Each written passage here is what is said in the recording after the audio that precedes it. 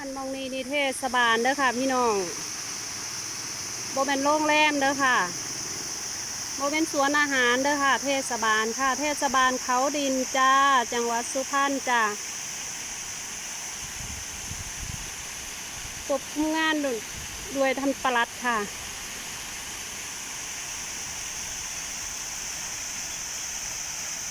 ท่านปลัดเทศบาลเขาดินนะคะใครจะคิดวันนี้คือเทศบาลค่ะ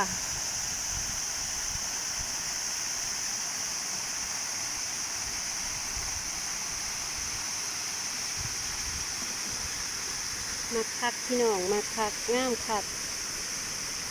เร็วๆหมองนางหมองพักคอนย้อนใจ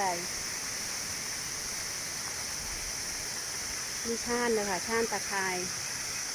นางได้เหยียบได้ด้วยค่ะหมองนางชมวิวค่ะ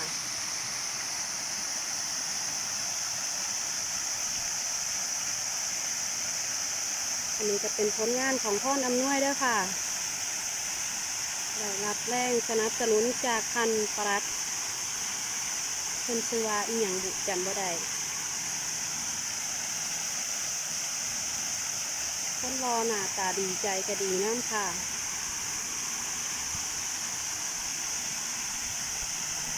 ผ่านไปผ่านมาแวะมาชมได้เด้อค่ะเด้อมีกาแฟฟรีให้กินน้ำค่ะ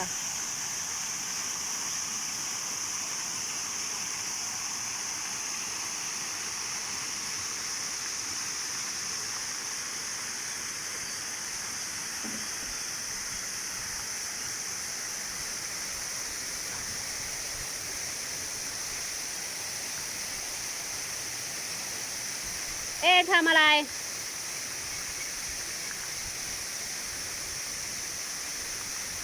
เอ๊ะทำอะไรพายเรือไม่เป็น